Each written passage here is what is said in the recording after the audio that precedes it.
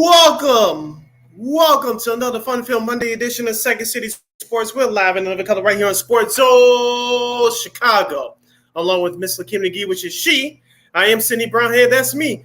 You can follow yours truly on the Twitter, X, and the IG at SidKid80. Once again, it's SidKid80. That's SIDKID80. That's SIDKID80. You can follow my Lakeem McGee on the Twitter, X, and the McGee on the IG.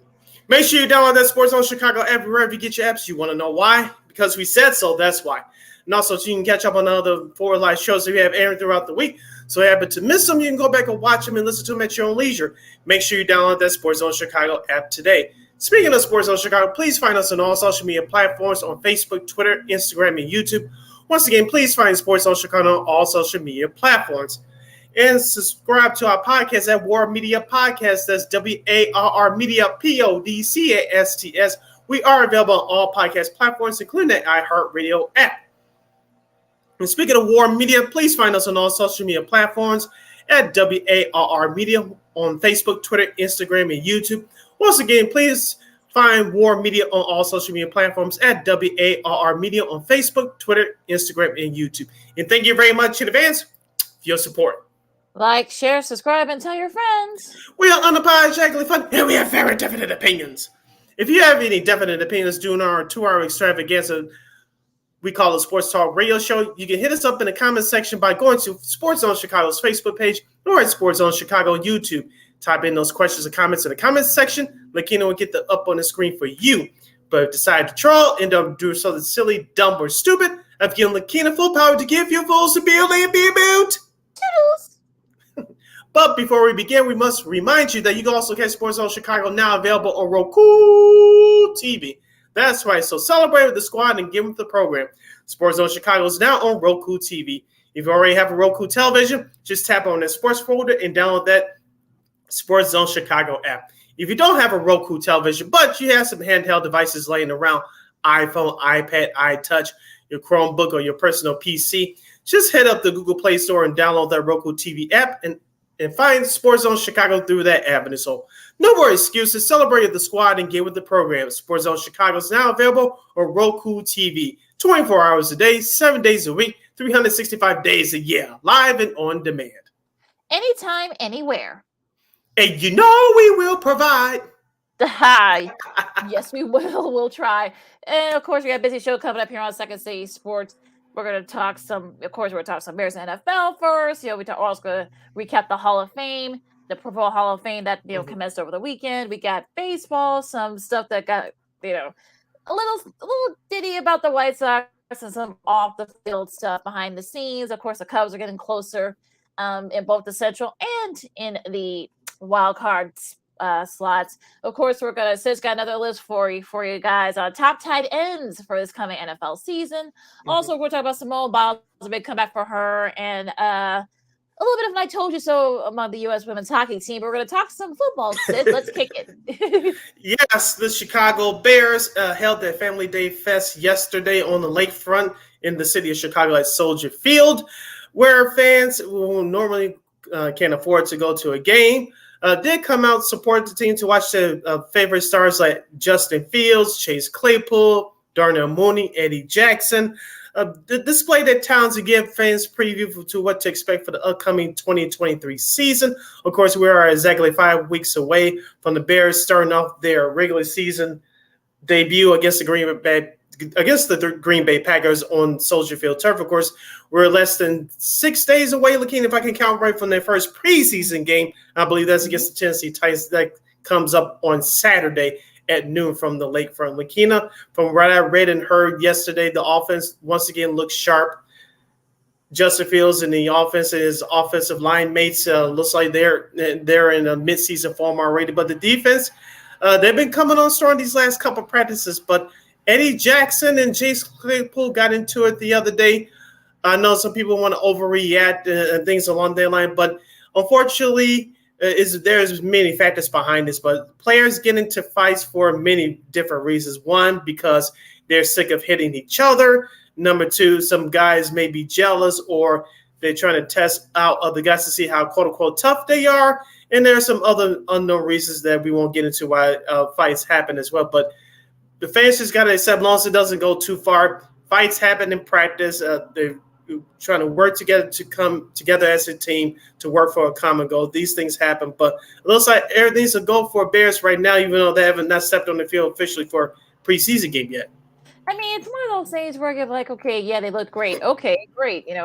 Okay, defense looked good. All right. I mean, look, I'm like I said on Friday, I'm not gonna overreact to what good or bad that comes out of practice. I want to see what Mm-hmm. happens in game mode and in game action. So, okay, yeah, the O line looked good. Okay, fine. Yeah, the secondary was decent. Okay, great. But like I said, I mean, I can't invest in anything unless we actually seen it in game action. Like, yeah, I know some people want to do the whole like, oh my god, Joseph Fields going to end up winning MVP or blah blah blah. Okay, look, if you want to make that bet, I know that the odds are I think about 3 to 5. Mm-hmm. Something like that. But I don't care. I mean, it's just one of those things where you're kind of like, okay, like you said, maybe when they actually play, and then we'll talk. But right now, I'm like, okay. We also talked about this on Friday as well when they signed Ngakwe, the former Indianapolis Colt defensive end. They signed him to a 1 year, $10.5 million deal. And we both said that we thought there was a free agent signing as far as the pass rusher was concerned. That was going to happen after the first preseason game. Well, Ryan Poles, the Bears GM, knew what the hell he was doing, so he signed Ngakwe early last week. And Lakina, I am very interested to see how he looks with that Bears defensive line. Of course, he improves that defensive line already because we talked about it in nauseum all off season, and of course all of last year, that this Bears pass rush, it was non-existent. It looked worse than a grade school team. But this regime with Matt Eberflus and Ryan Post, they were turning over the Matt Nagy era, getting rid of all those players from the last regime. So the Bears are trending up right now. But looking as we get closer, I know we're going to talk about this more on our show coming up on Friday. But it's time to see what this team looks like on the field. Now we know all the stars are not going to play all 60 minutes. Obviously, it's the first preseason game. How many series does Justin Fields and the offense get, and how many series does the defense get as far as the first preseason game concerned? Is it a full first quarter, half of a quarter? We'll see what happens. But like I said, we'll get into that more on Friday. But I'm with you, Lakina. It all sounds good when you can control the message, but the truth really comes out when you go out into the field and play for 60 minutes. Yeah, and I think we know that they probably are not gonna. I'm talking about the Bears stars. They probably will maybe play maybe one series and that's it. Maybe I know that there are some teams that are gonna play their stars for like maybe half the quarter or whatever. Mm-hmm. But I mean, it's like I said. I mean, look, we win the season when the preseason starts and maybe see how they look. I mean, I'm not gonna, look, you're not gonna get all blue skies in the sunshine. I'm not, you're in the wrong. You're watching the wrong show or listening to the wrong people. If you're gonna be getting that, you're not gonna get it from me, obviously. So, okay. Let's see how it feels. Let's see how that O line looks. I mean, look, we'll see how he looks in that front seven. I know he knows the system well.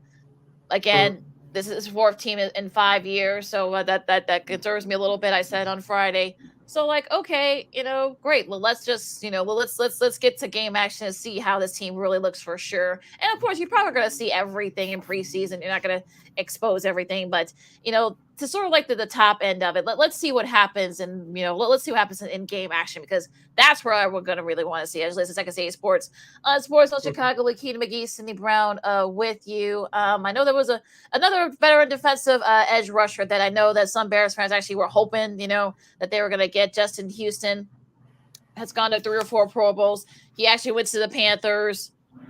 I mean, the problem, I'm not, I don't think they're going to, I don't think the Panthers are going to do too much, but he does get $6 million in incentives with $7 million guaranteed. So, I mean, you kind of shore up that front set, which they desperately need. They had a great defense for a few years, but they've kind of, a lot of those guys have retired now. So now that they get Justin Houston to be the kind of like that veteran presence there, and Frank Wright has put together a pretty solid team.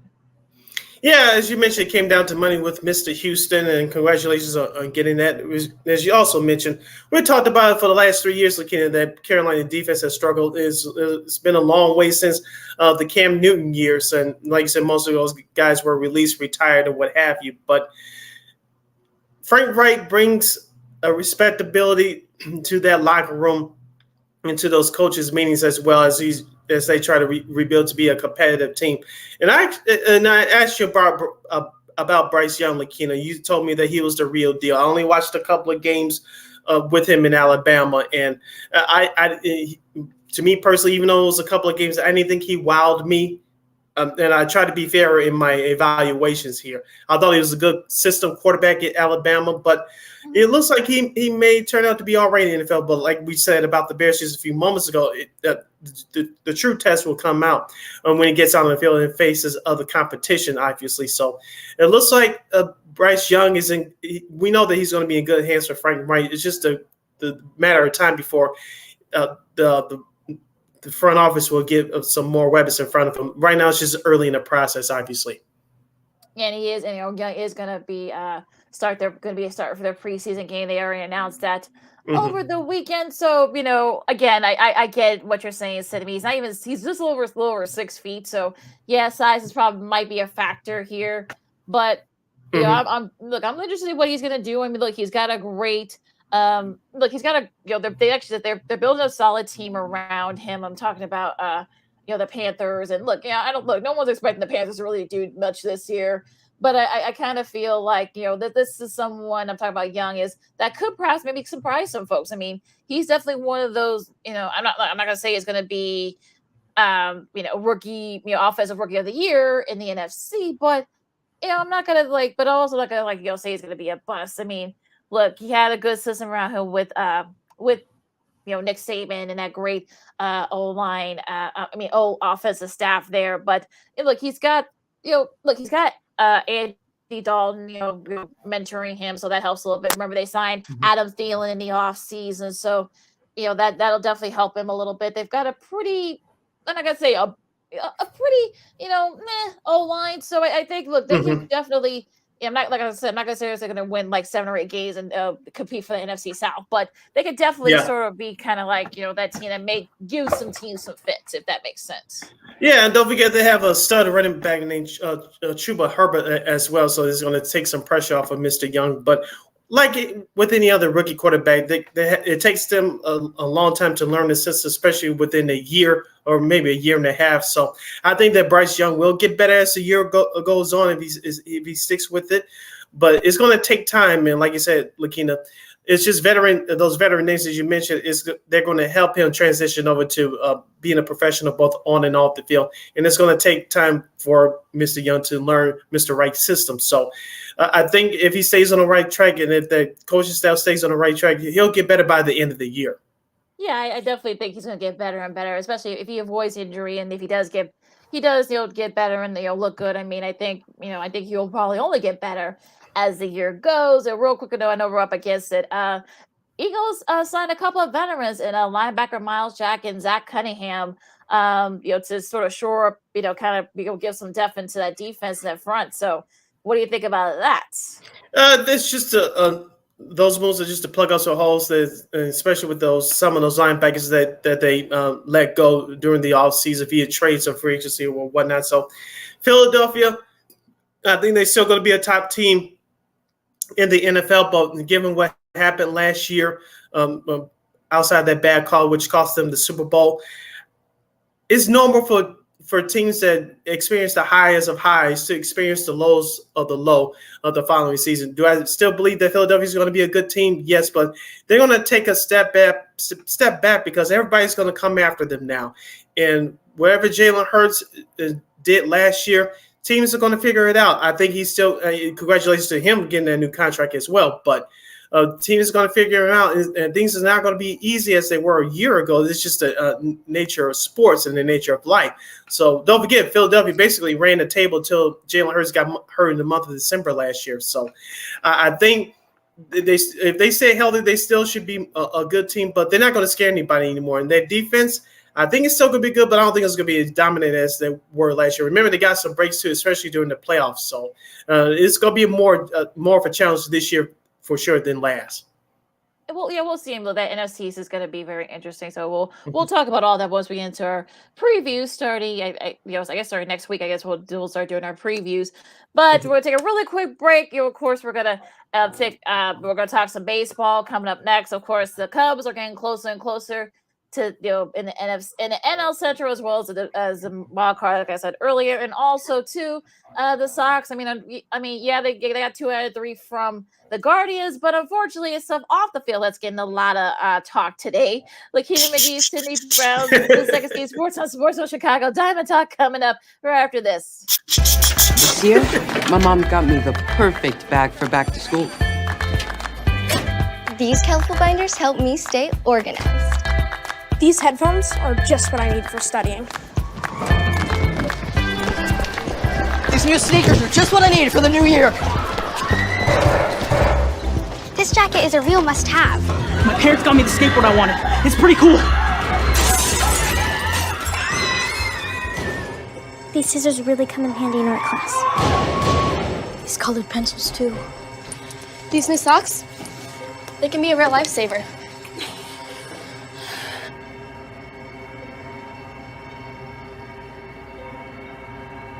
I finally got my own phone to stay in touch with my mom.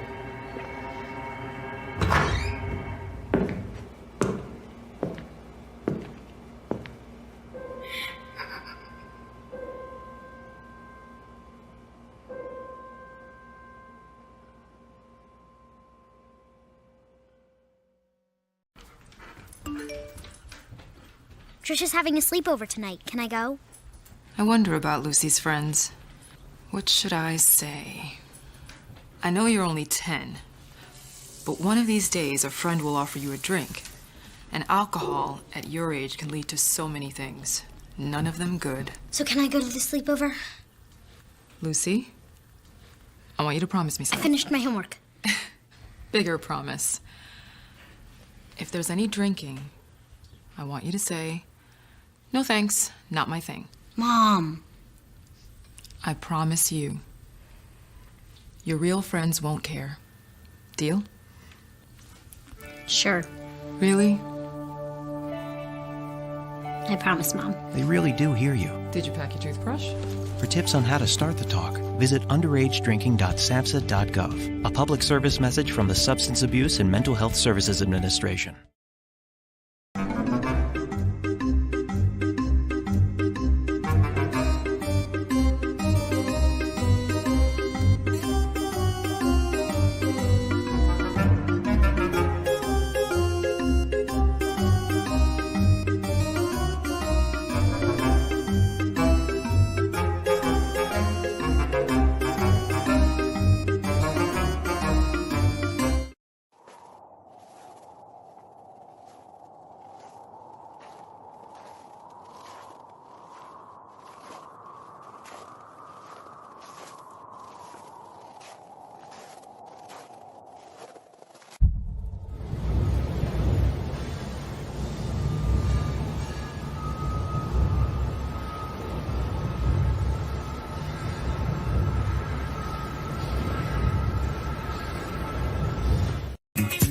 Hey, this is Dr. J, and I listen to Sean and Maya in the morning.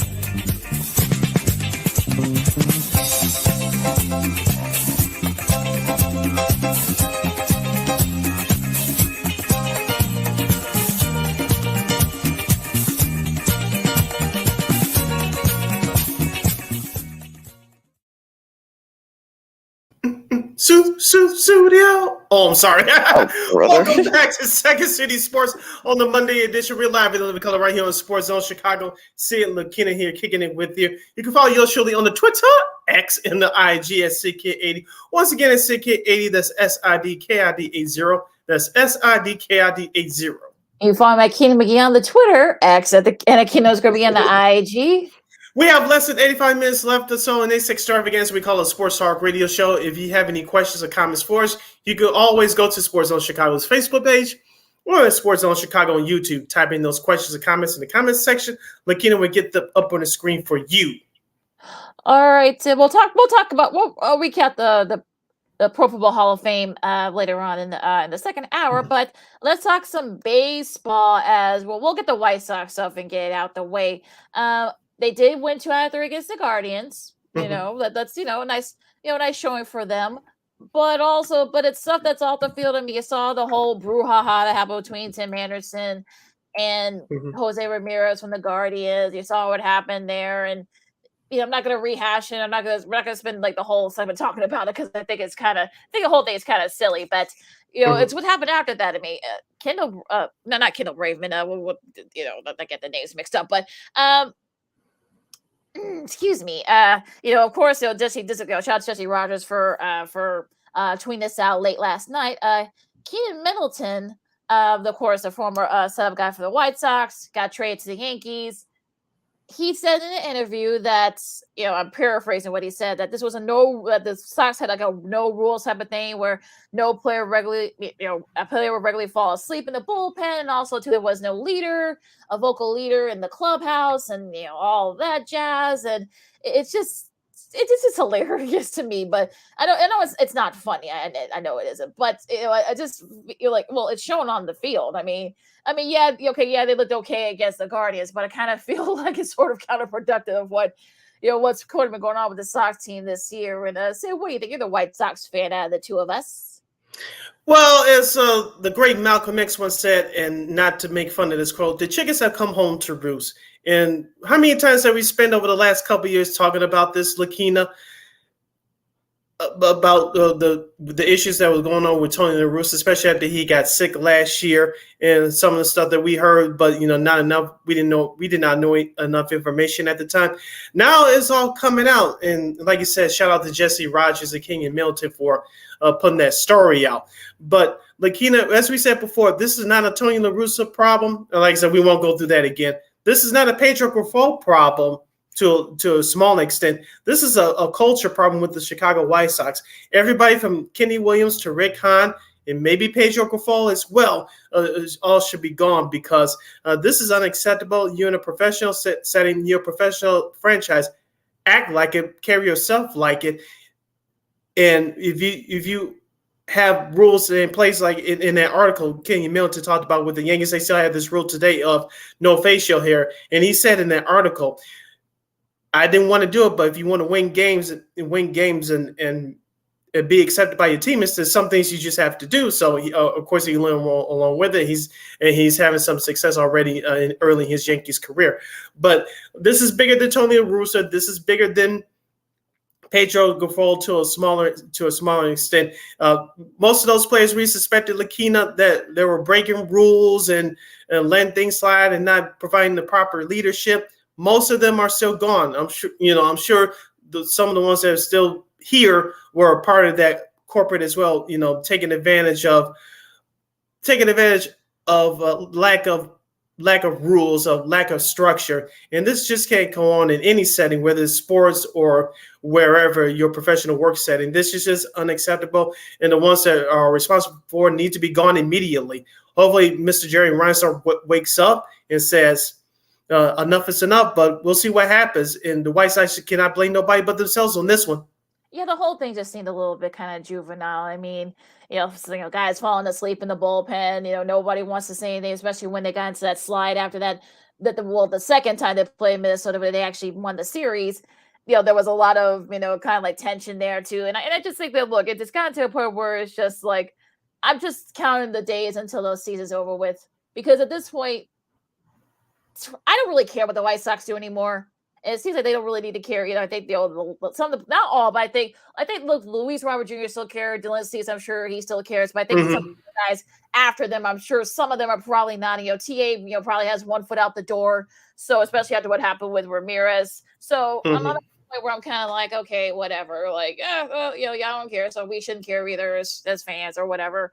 So, I'm glad the game was on Peacock yesterday. So I'm like, I didn't have to watch the Sox. I do have Peacock, but I'm glad I didn't want to watch it. So, but let's move on. So I'm getting depressed here and talk the good side of it. Talk about the Cubs. The Cubs win 2 out of 3 against Atlanta. And this is actually a one time when the season started that the Cubs had the worst record in the National League.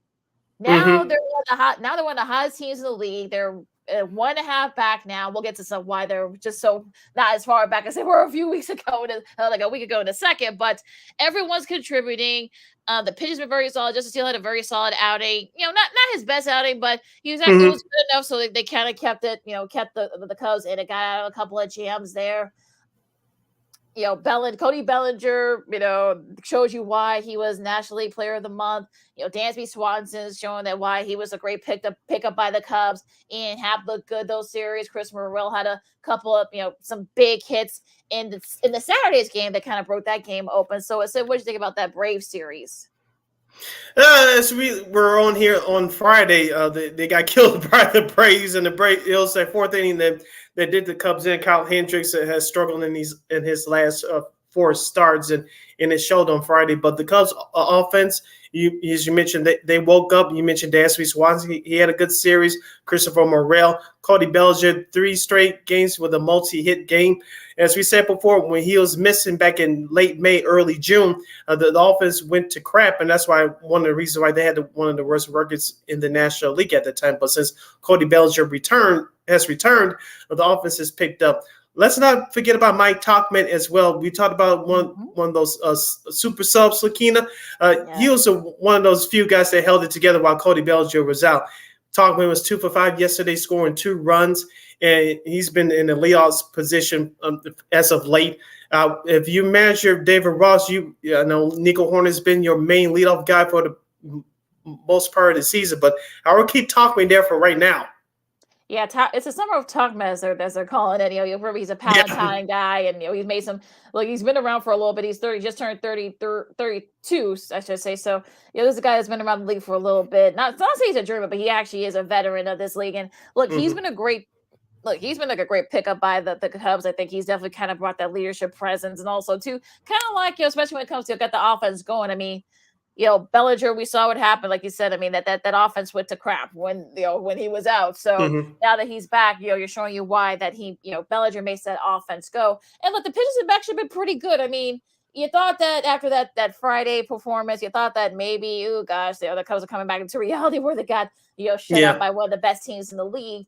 But, look, they bounced back, they fought back, and, they won the last 2 and won the series. And so, I mean, look, I know there were those Cubs fans, Mark Silverman of ESPN 1000. I'm calling you out too. That wanted the Cubs to trade Bellinger and Stroman. Well, Stroman, that's a whole different conversation. But Bellinger, you don't trade the guy that's made your offense go, and the division's winnable, and we're seeing that. So I think I don't know how you feel about that, but I kind of feel like I'm glad they didn't do that. I mean, they've made some of the guys that the bullpen's actually been pretty solid. The bats have been hitting pretty well. So. Yeah, I think, look, I'm not going to say they're going to win the World Series. I'm not going to go that far yet. But, look, what you're going to, as I say, when you get to the dance, you can do some damage. I mean, we'll see if the Cubs get there. We'll see what happens. Don't forget about Jaime Candelario as well, the pickup from the trade deadline from the Washington Nationals. He's been hitting the cover off the ball for the Cubs. I know he's cooled off a little bit, but he still has made an impact with this team right now ever since being traded to the Cubs 1 week ago tomorrow. But that bullpen for the Cubs, Adbert Alzolay, as I told you a few weeks ago, Lakina, David Ross should give him a realistic chance to close. He's your closer now. Leave him there. Barring any serious injuries, leave him there for the rest of the year and see what happens. But the rest of that bullpen hopefully should fall in line. I know they picked up a guy from the Kansas City Royals. I forget his name last week. So hopefully that bullpen for the Cubs will start to come into form. And they'll need it as they'll take on the New York Mets on the road coming up this week. If you're a Cubs fan, the only thing you're worried about is now that you beat the Braves 2 out of 3 in your backyard, you go on the road to play the Mets.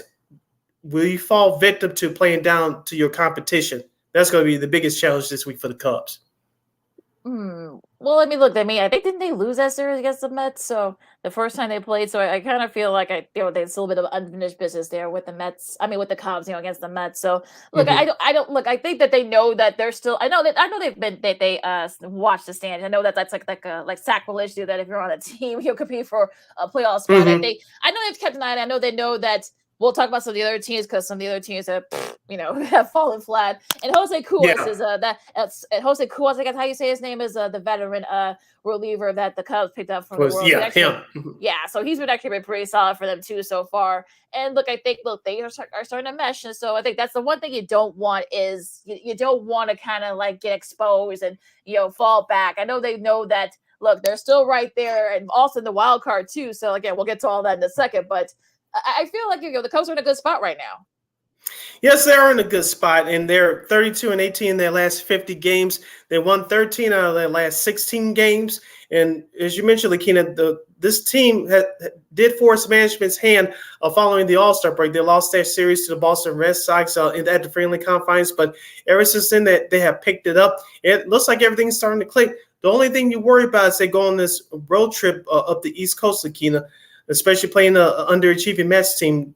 Do you play down to your competition? And don't forget too that for this upcoming weekend, after they finish their 3-game series against the Mets in New York, you go north of the border to Canada to play all of a sudden hot Toronto Blue Jays team. Yeah, that's going to be a tough series. We'll talk more about that series on Friday. But yeah, I mean, the Mets series, I'm not too worried about that. I mean, most of their top guys are gone. Scherzer's gone, Verlander's gone, so I'm not, you're not going to be facing them. So I think the key for them is just to not get caught looking at headset Blue Jays series. So yeah, that'll be a tough task for the Chicago Cubs as well as they go on the road for 6 games starting tonight in New York City. You're listening to Second City Sports or Sports Zone Chicago. Sid Lakina hanging out here with you, talking to Major League Baseball. All right, I know our guy Brandon Schutz has been asking us to talk about his team, the Houston Astros. Remember, this is Sports Zone Chicago. We talk about Chicago sports first. As we get into the rest of the Major League Baseball from over the weekend, I'll start with Brandon's team, the Houston Astros. They split the 4-game series with the New York Yankees. Of course, Carlos Rodon, former White Sox pitcher, only pitched 2.5 innings yesterday before leaving with tightness in his hamstring. Jake Myers hit 2 two-run home runs as the Houston Astros powered their way over the New York Yankees in the series finale at Yankee Stadium yesterday by the score of 97, achieving a feat in splitting the 4-game series. It was a tough series for both teams, but the Astros came out well on top, winning the series finale yesterday. Yeah, and unfortunately, Carlos Rodon, left at his hand, he pulled his hamstring, so he left after that loss. And you look at Dave Myers, 2 3-run home runs. I think they haven't found those balls yet. I think they went to Brooklyn, but it was. I mean, look, that was probably one of the most entertaining series of the week. And look, I think the Yankees, they're still right there in the AL wild card, but it's just like they're not doing as much as they should. And you're facing teams. I mean, look, they're what about like 4.5 back for that last wild card spot. That the Jays are holding. So it's definitely going to be interesting to see what they do. Especially they've got a pretty tough schedule coming up as well. Talk about the Yankees now. As far as the Astros, I mean, look, you were able to salvage a series. You play a Baltimore team that didn't have a great weekend. We'll get to that in a second. But look, I mean, everyone was solid. Myers was solid. In that series, and I mean, look, I think Verlander actually did okay. Unfortunately, the Yankees, he lost. He got the loss because the Yankees didn't win that game on Saturday. But look, I mean, that's what you're supposed to do. It's it would have been nice if they won 2 out of 3, but I mean 3 out of 4, I should say. But look, you split the series, and that's you could salvage a split, so that's fine. Yeah, sticking with the AL East, mentioned with Toronto and Boston. Of course, Toronto laid the smackdown on the Red Sox at Fenway over the weekend. They have owned the Red Sox at Fenway over the past few years, and this past weekend was no different as the Blue Jays completed a 3-game sweep. Those bats are heating up. Vlad Guerrero Jr., Danny Jansen. You also have Cavan Biggio and Bo Bichette. Lakina, as we talked about before, this offense for Toronto, they can bring it, but their starting pitching is going to take them to the next level where they want to go. Of course, they still have Jose Barrios and Kevin Gausman. It looks like Alex Manoah is back now. So it's time for the Blue Jays to step up. Right now, they're doing it, especially with their bats first. Also, David Schneider had a nice little breakout there. A guy they just brought in. So, he had a couple of home runs, and during that series. So, I think they're definitely, one of those things where you're kind of like, I think they are getting hot at the right time. That's why I'm a little bit afraid of when the Cubs facing this weekend. We'll see. But yeah, I mean, they sweep the Red Sox and Fenway, and also too, they won Friday's game. You do like a bad base running error, so it was just hilarious how they ended up winning that game. But say with that, I mean, I talk about the Orioles. They actually swept. I think I misspoke, guys. They actually swept the Mets. And look, doing what you're supposed to. I mean, look, they won 10-3 on Friday, but they ended up winning 2-0 on to complete the sweep. So they look, we've talked about that. Brandon Hyde. He actually gave two of his best relievers a day off, but they were able to kind of pull off the shutout. Jorge Mateo. He almost missed the inside the park home run in that game yesterday, but Gunnar, Henderson, and of course Anthony Santana. We talked about him a lot too. They had a really they're not letting go of that AL East. So, I think you're definitely look, I'm not going to say Baltimore's a team to beat in the AL, but I think they're making a very good case. If you paid attention to the series this past weekend, they're finding ways to win, not just out slugging people. They can win 2-0. They can win a close game 4-2, and they can, like you said, they can shut out an opponent 2-0. They took advantage of the match, as you said. Most of the players they could trade away, they're gone, and so Baltimore takes advantage of that. You cannot apologize who you play on your schedule. You take care of the opponents that you had to take care of, and that's what Baltimore did. I know they picked up Jack Flaherty from the Cardinals at the trade deadline, and he did well in his first couple of starts. We'll see if they can carry them over once the playoffs start. I think they still are a dangerous team, but that Tampa Bay Rays squad they're not going to go away just yet, and they did what they had to do in Detroit this past weekend, take it 2 out of 3 against the overrated and ugly Tigers team. No, brother, that's the AL Central. I think silliness there, but they stayed with the AL Central. Sorry, Sid, but the Twins swept the D-backs. They're starting to. They're kind of falling off a little bit. I'm talking about the Diamondbacks have. They hit Chicago started for the Twins yesterday. That's the weird baseball world turns. They hit 2 home runs in the night to walk it off, and it was it's definitely one of those weirdest things. Matt Wallner's 2-run home run in the bottom of the night that kind of sealed that win, sealing that sweep. So I think they're starting to kind of get together in Minnesota. I know they didn't have a good week last. They did good in the last couple of weeks. Losing their series against Seattle and getting swept by the Royals of all teams, but they've come back. They won 2 out of 3 against St. Louis. They swept the 2 out of 3 at St. Louis. They swept the Diamondbacks over the weekend. So they're starting to kind of get together a little bit. To kind of try to wrap that AL Central up, but they're now 4.5 up on Cleveland. So I think been looking pretty good so far if you're the Twins. Yeah, thank you, Cleveland Guardians. I know the people won't look at it now, but I made a comment on someone's platform yesterday. If at the end of the season, when the Minnesota Twins win this garbage AL Central, if you're a Cleveland Guardians fan, you can look at this series against the White Sox, losing 2 out of 3, which you could point to say that was the turning point that the Minnesota Twins took off. As you mentioned, the Twins are taking care of the opponents that they had to take care of, and the Guardians, I know they've been suffering through injuries all year, but they just cannot find a balance to get them over the hump. It looks like the Twins are finally starting to take off. And congratulations to them winning the division. You'll get your ass kicked in the playoffs. Oh, brother. Okay. Let's hold off on that. We haven't got had to get out of my system. 6. Staying with going into the East. The AL West, I should say. The Rangers looking pretty good too. They've won 6 in a row. They beat the Marlins, swept the Marlins, I should say. But Josh Jung, fractured his thumb, so that's a little bit of a concern. He's going to be seeing a specialist. So that, he's one of their top, pitchers. So that could come back to bite him in the butt. So we'll have to wait and see on that and see how serious that is. But look, Marcus Semien, we know how great he is. We talked about him. Corey Seager is looking pretty good. Ole too, but he does have a thumb injury himself. So again, they've looked really good, the Rangers, but these injuries are starting to mount up. It could be a little bit concerning.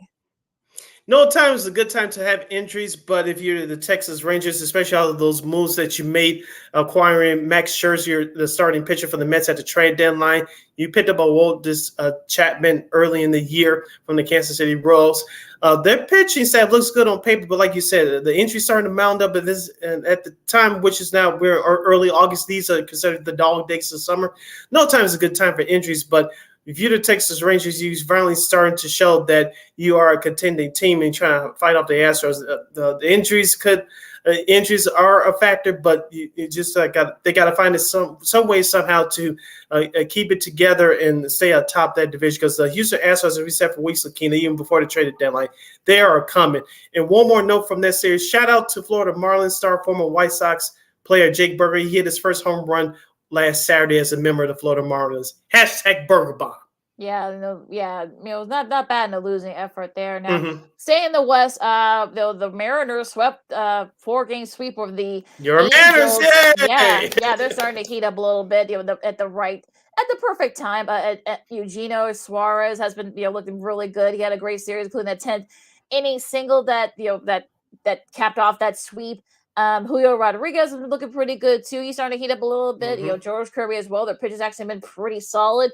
They're definitely right there in the thick of it in that AL wild card, and even in the West too. I know like I said, the Rangers, their injuries, so they may not be out of the woods in that division. So we'll see. But yeah, the Rangers. I mean, the Mariners have looked really good. So really look Yeah, good they're lately. doing it. Yeah, they're doing it very quietly. Shh! Don't tell anybody. Shh. Sure, I know you like it like that, Lakina. I'm sure the Mariners probably prefer that too. I mean, they're 6 back. But going with the theme here, some teams that didn't look good this weekend. The Marlins, we talked about them. They've lost 4 in a row. The Reds have lost 6 in a row, including a sweep of the Nationals of all teams. Like, are we serious with this? I mean, but yeah, I think they are starting to kind of fall back to earth. Look, I warned everybody. I said, look, they've looked great, but we saw in the Cubs series, they can't field very well, and their pitching's been kind of suspect, and we're seeing that now. And I don't want to say they're out of it, but it's not looking good for them. Yeah, Cincinnati's not out of it only because the parity in the NL Central, and I think they're still going to get it together and make it competitive because Milwaukee. We'll talk about that in a minute, but I think the resilience of the Reds is being tested right now. So I think there's too much pride in that clubhouse, especially led by Jonathan Indiana and their veteran hitter Joey Votto.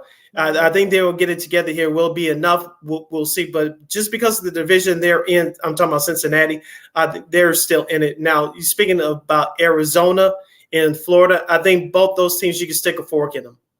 Yeah, Arizona's lost 6 in a row too. We talked about them earlier getting swept by the Twins, and they got swept by they lost 3 out of 4 to the Giants earlier last week. So yeah, they're kind of getting exposed a little bit. The Brewers, they split their series against the Pirates.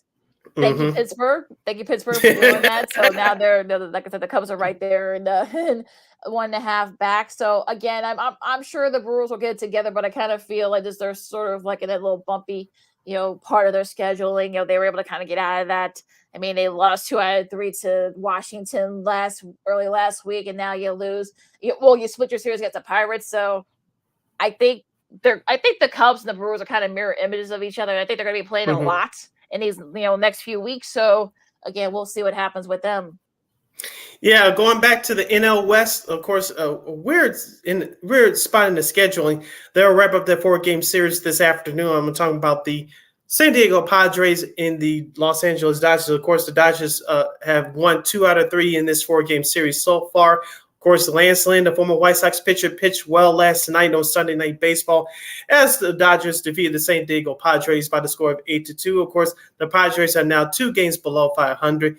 Do you think this is a time that we're finally start to see the Los Angeles Dodgers take off?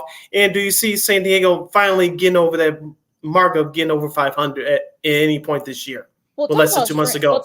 Well, yeah, talk about strange. I mean, the Dodgers bullpen. The Padres bullpen blew that game on Friday, and then I saw it right there because on FS1, the Dodgers bullpen blew that game for them against the Padres on Saturday. So it's going to be very interesting. Now again, no such luck here. I mean, we saw what happened last night Sunday Night Baseball. Like I said, Lance looked really good. We'll see if he definitely a guy that can eat up innings for them. We'll see what happens. It's this afternoon game. The latest afternoon at 3:00. So again, I mean, I think the Dodgers, especially what happened around them, the Diamondbacks are starting to kind of fall off.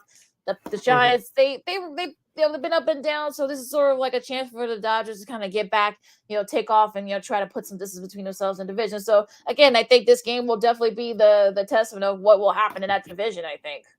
And also, too, a shout out to Freddie Freeman and Mookie Betts. They become the first pair of Dodgers teammates to each have 60 extra base hits through 110 games so far this year. That's since Babe Herman and Johnny Frederick. That's all the way back in 1929 when they were the Brooklyn Dodgers. So it's been a minute since they've done that. Yeah, well, we told you guys to watch out for the Philadelphia Phillies. They take 2 out of 3 at home against the Kansas City Royals and the San Francisco Giants. And the last 2 games of that Bay Area series and that short 2-gamer between them, excuse me, and Oakland. Oakland swept their series, winning both those games both last Friday and Saturday. Yeah, so that's not a good. That's Saturday and Sunday, I should say. Yeah, that's not good. Like I said, if you're trying to keep pace with the Dodgers, who, like I said, could take off now and that and also to put some distance. So not a good sweep. A sweep is never good, but we just get swept by not only your Bay Area rival, but also to one of the worst teams in the league. That's pretty bad.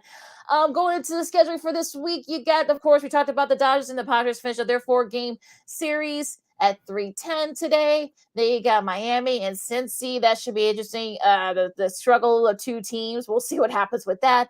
It's an elimination series, in my opinion. Yeah, probably so. Minnesota and Detroit. That should be interesting. Washington and Philadelphia, the aforementioned Phillies. So we'll see if the Phillies can keep it going. Atlanta and Pittsburgh. That's going to be streaming on ESPN Plus. Of course, the Cubs start their series against the Mets. And finishing out the schedule for tonight, we have Kansas City at Boston at 6 o'clock, Toronto at Cleveland. That should be an interesting series. Colorado at Milwaukee, and we'll have San Francisco at the LA Angels to take on Shohei Ohtani and the Los Angeles Angels at Anaheim. The rematch of the 2002 World Series from 21 years ago. My math is correct. And, of course, you have Texas at Oakland to round out tonight's schedule. And the rest of the series, they'll be starting tomorrow. Of course, starting tonight, of course, you have the Yankees and the White Sox starting on the south side at Comiskey Park for a 3-game series. The rest of the series, there will be starting tomorrow. St. Louis at Tampa Bay. Houston at Baltimore. That should be a real fun series. And the Dodgers will face the Diamondbacks starting tomorrow. And San Diego will travel to the Pacific Northwest to face your Mariners, Lakina. And that's your schedule for today and tomorrow. Yeah, and of course, the Tuesday game of the week will be that Houston-Baltimore series, game 1 of that. So that should be a lot of fun, too. So, so a great schedule coming up in the MLB. Yes, hour number 1 in the books, hour number 2 straight ahead. You're listening to the Monday edition of Second City Sports on Sports Zone Chicago. When we return, we'll discuss the Pro Football Hall of Fame speeches in the ceremony that took place over the weekend in Canton, Ohio. We'll get into a top 10 list. So top 10 tight ends you should be watching out for this upcoming 2023 NFL season. We'll have Old School TV Monday. Lakina will have her stuff on Simone Biles and the USA women's soccer team. Ooh, it's been a lot of stuff been thrown around with that squad over the last 24 hours or so. That and a whole lot more as you come back to listen to Second City Sports on Sports Zone Chicago. I'm Sid. That's Lakina. Don't move a muscle. No, I don't know, though. I'm scared. You're so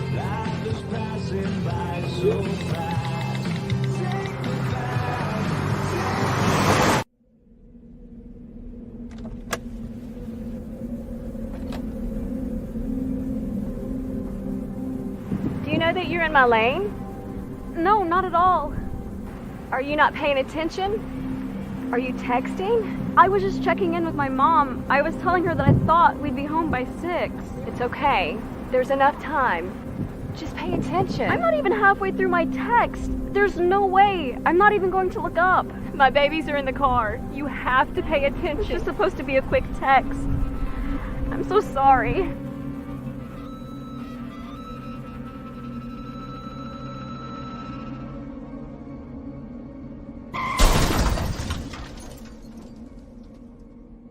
Hi, I'm Tom Brady, the director of DODEA. September is National Suicide Prevention and Awareness Month. The simple act of reaching out and caring for those in our communities is something we all can do. Just being there for someone you care about can be a tremendous first step in getting them access to confidential resources and support that they need. It only takes one person and one small act and 1 minute to make a difference. Let's make a difference.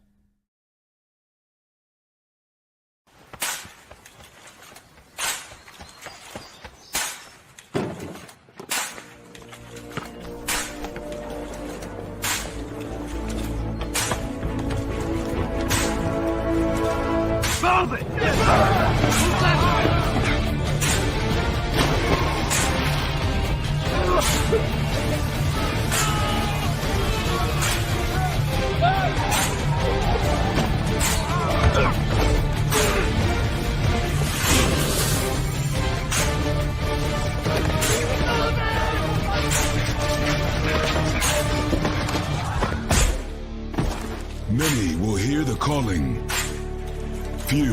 will earn the title United States Marine.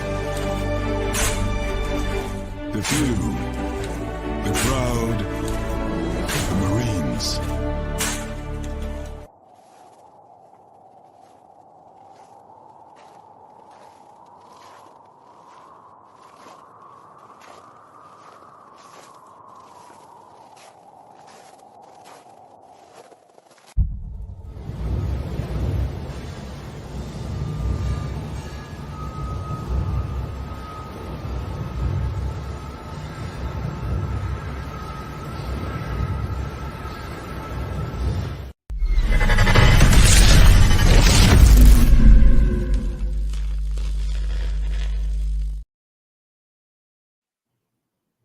Welcome back to hour number 2 of this edition of Second City Sports on the Monday. We're live in living color right here on Sports Zone Chicago. I'm Sid. That's Lakina. You can follow yours truly on the Twitter, X, and the IG at SidKid80. Once again, it's SidKid80. That's SIDKID80. That's SIDKID80. You can follow me at Keenan McGill on the Twitter and at Keenan McGill on the IG. Oh, Twitter X. Sorry, my bad. We have less than an hour left of this extravaganza we call a Sports Talk Radio Show. If you have any questions or comments for us, you can always go to Sports Zone Chicago's Facebook page or at Sports Zone Chicago on YouTube. Type in those questions or comments in the comments section. Lakina will get them up on the screen for you if it's worthy. And just for a daily reminder, you can also catch Sports Zone Chicago live in the living color on Roku TV. Okay, Sid, let's go back to football, but we're going to Canton, not for the Hall of Fame game, but for the Pro Football Hall of Fame. Their speeches commence in Canton on Saturday. What stood out to you? Who had the best speech and all that other good stuff? I'll start with DeMarcus Ware's speech. Of course, he played for the Dallas Cowboys and the Denver Broncos, who he won the Super Bowl championship with back in 2015. He talked about growing up in a rough environment infested with gangs, drugs, and domestic violence. And he talked about how his faith has really carried him throughout his life, and use of football and sports as a platform to better himself, not only as a football player, but as a person. Of course, he thanked his family, he thanked his mom. And I thought the most powerful thing that he did toward the end of that speech, if anybody caught it, if you missed it, you can go watch it on YouTube. But of course, he talked about his mother. I'm talking about DeMarcus Ware. He talked about his mother working 3 jobs and trying to keep that family together. But his father, who was still alive, obviously, was there at the Hall of Fame speech. And he said, I'm going to use this platform to forgive my father. I don't care what happened, in the past where things didn't work out with you and my mother, but I forgive you. And of course, his father showed them his love right back, saying thank you. So I thought that was the most powerful thing about DeMarcus Ware's speech.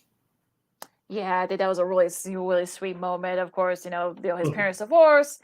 His father, he didn't get a chance to see his father as much as he would like. Because I think he moved out of state. But that was really nice that he was there and that he said, "Look, I said it in front of like millions of people." That he forgave her for not being around and all that, and they actually have worked out their differences. So that was really cool, really powerful stuff.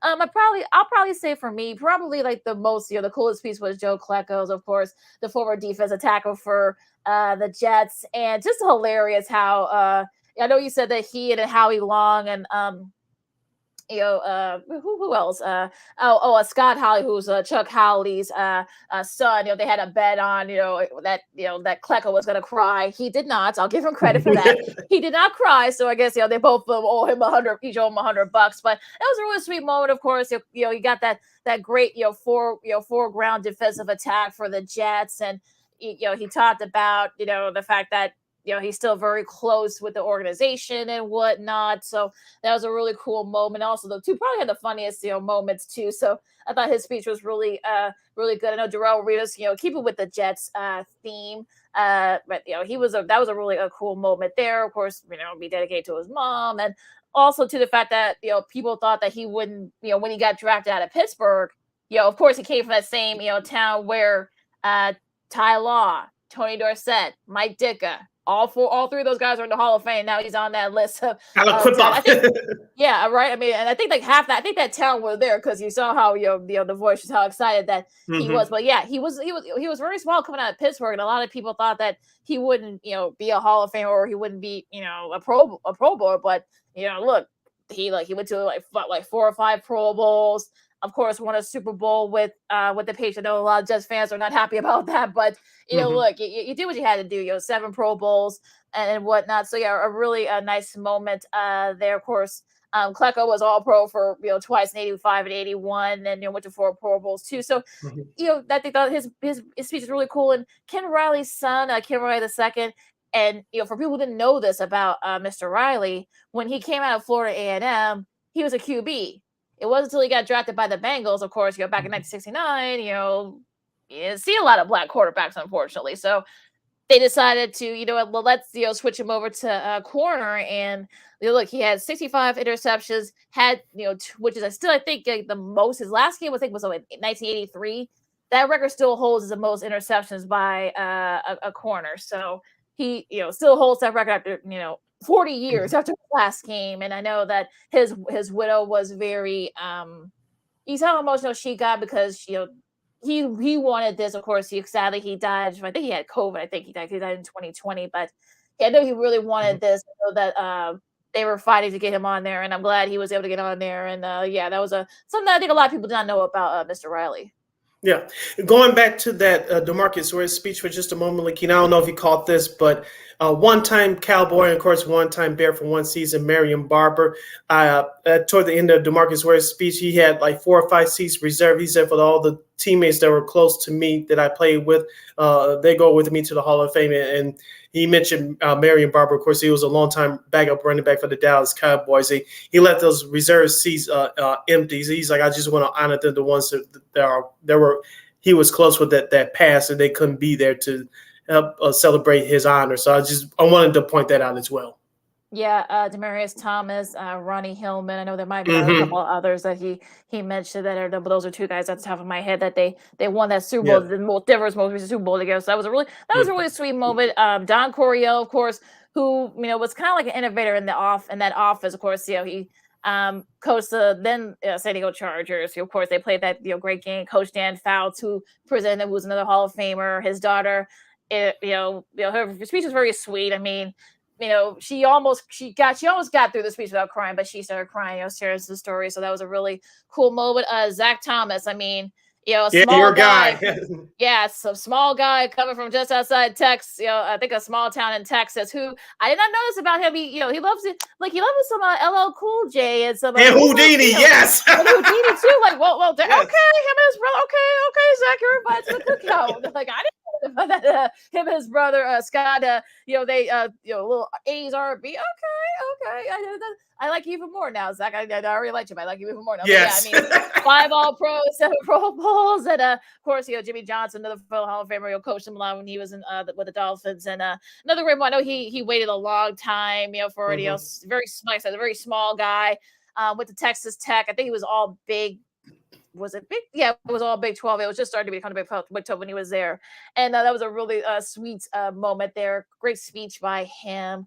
Rondé Barber, I mean, how do you feel about, did you see his speech? Because how did you feel about that? I mean, yes, I did. His speech was, yeah, I mean, and how do you feel about his speech? I mean, I kind of feel like his speech was, I don't want to say it was boring, but I don't know. I don't know. It was, the couple of things that stood out to me about Rondé's speech. Of course, his brother Tiki presented him to the Hall of Fame with the unveiling of the statues, just like everyone else. But this, I forgot about the story about their mother battled cancer, and she didn't tell them right away, and so she didn't want to be a burden on them. But and Rondé said that was one of the lessons that he took. Like his mother. Of course, she was there, and she's healthy and well, thank goodness. But he said that was one of the lessons that he learned. That you had to battle some obstacles in life. You have to be tough, but being ordinary is not the way to go, and being different, but doing it your way, but also just learn the fundamentals of hard work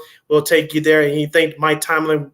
People forget, even before he went to Minnesota to be the defensive coordinator, he worked his way up in Tampa Bay. It was him, Herm Edwards, who Rondé thanked as well. And Monty Kiffin, he's like, he called me Randy for the first like 5, 6, 7 years. He's like, but that's okay. But I learned a lot from him. Of course, Warren Sapp of Hall of Fame, he was there as well. So I thought that was a pretty cool. And of course, he thanked Kenny Albert for pointing out when they were worked together on Fox of a few years ago that Tiki Barber is the only running back with, I think, over 10,000 career rushing yards, over 5,000 career receiving yards, and I think close to 1,000 yards in kick returns. I forgot Tiki Barber started out as a kick returner for the first couple of years.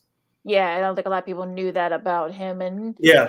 Well, I mean, it was a really good speech. I mean, like you said, he kind of kept it with a lesson learned. There were a lot of things with some of these speeches. So, and I think you got it because they only have so much time. Although some of them didn't go over some of that time, but I think it was really cool that they were able to kind of get into that front. Chuck Howley, of course, sadly he's not in the best of health right now. His son Scott.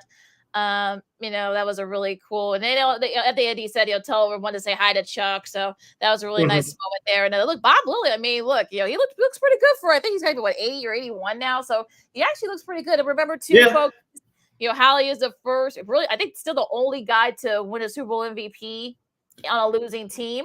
A lot of people don't know that. So that was a really nice. I know that that Scott and his sister and the rest of the Cowboys are they've been fighting to get him in there, and I'm glad he's been able to do that. Even though I'm sure he knows. I'm sure he has he's aware of that. So of course, so Super Bowl 5 that lost to the Baltimore Colts, and he won MVP. I talk about how he did. So I'm glad he's now in. So that was really so. And of course, Joe Thomas, last but not least. Of course, stole the show. I mean, his son actually stole the show, which we'll go talk about him in a second. But it was a really, really nice moment there. 10,363 snaps. I don't think anybody will touch that. No O-line person will ever touch that ever again. He said that, look, he wasn't always 100%. He had, shoulders, and it was his knee that, ended his career in a lot of ways. He had his wife introduce him. That was a really sweet moment there. 10 Pro Bowls, 2010 all-decade team. Just like a durable O-line. I think that was definitely, and of course, he's doing a great job with NFL Network as an analyst now. So, a really nice speech there for him too, and probably one of the funnier speeches. Yeah, he was going to get the hometown love for the fans there in Canton, Ohio. Of course, you mentioned he played his whole career with the Cleveland Browns. So, and remember at that time, that franchise was irrelevant in more ways than one. We'll talk about. 22 QBs that he snapped. Yeah, exactly. We'll talk about one of them on the other side of this break. But he is Mr. Consistent. He was all pro, and you just had to give him his flowers while he's alive. And so, the thing, you're thankful for guys like that. They didn't take anything for granted, and they appreciate the positions that they're in. They're not stuck up or big head as we call it. And so you have to honor a guy like Joe Thomas. Yeah, and also his son was so cute. There's a picture of him, going to thumbs down to Bengals fans. So I guess look, starting them young, I guess, in that sense. But all right, so it was a great look. It was a great ceremony. So if you guys didn't see it, of course, all the speeches are on YouTube. So it's all right there. Just look up on NFL's YouTube page. I think the Pro Football Hall of Fame's YouTube page as well. And it was also a nice moment too. The way they've kind of changed, they kind of kept some of the things that Jim Baker did when he was there, but the new regime is kind of like amping things up. I think I forgot who it was, but someone but it might come to me as I'm thinking about it. But check out the names that are eligible for next year's Hall of Fame. Sid, you ready? I am ready. Let's go. Eric Berry, Jamal Charles, Antonio Gates, Brandon Marshall, the wide receiver, Haloti Ngata, and Julius Peppers. Peppers, I think, will get in. I don't know if he's going to get in on his first try. He should, but, he's going to go in. Brandon Marshall's on the borderline, but I think he's going to have to be in the Chris Carter mode of waiting for like 6-7 years. I think he gets in. Who was the first couple of names? Because I think it was one more. Eric Berry and Jamal Charles. Maybe Eric Berry, but I think the other ones you just mentioned, in terms of Brandon Marshall and Julius Peppers, that both of them would get in for sure. I think Julius Peppers has a better chance of getting in than Brandon Marshall. How many years has Brandon Marshall been on that ballot? It seems like it's been a while, at least. Well, B Marsh. Yeah. This will be his first year next year. Is it? Yeah. Okay, all right. I don't know if he's going to, like I said, I think eventually he'll get up talking about Brandon Marshall, but he'll have to wait a while. But I think Julius Peppers is going to get in sooner than Brandon Marshall. I think Julius Peppers, if he doesn't get in next year, he'll probably just wait 1 year and then he'll get in. It depends on who else is eligible as well. Is that it, or you still have more names? No, that's a rule. I think those are those are some of the top guys. And look, I think Charles, his career was too short, so I don't see him getting in. Barry, I mean, look, you saw the circumstances of why his career was so short. He battled cancer, so that might help him a little bit. Gates, I think Antonio Gates is probably one of the best tight ends. That's the other name. Yeah, he'll get in for sure. He should get in first ballot. Yeah. He might get a first ballot. I think Peppers will too. I think Nada, just for his longevity too. I think he may have to wait a couple years, but I think he will get in. B. Marsh, I kind of think his career was too short. I think, he was kind of a victim of that. But, he never played in the playoff game. Yeah, so, that might work against him too. And look, he's had a nicer relationship with the media, so that might help him a little bit. He hosts a podcast now. That could help him a little bit, his candidacy. But again, if I had to choose one that the names that might get in first ballot, I think Gates and Peppers, and maybe Nada. Again, it depends on who other O-line guys are out there.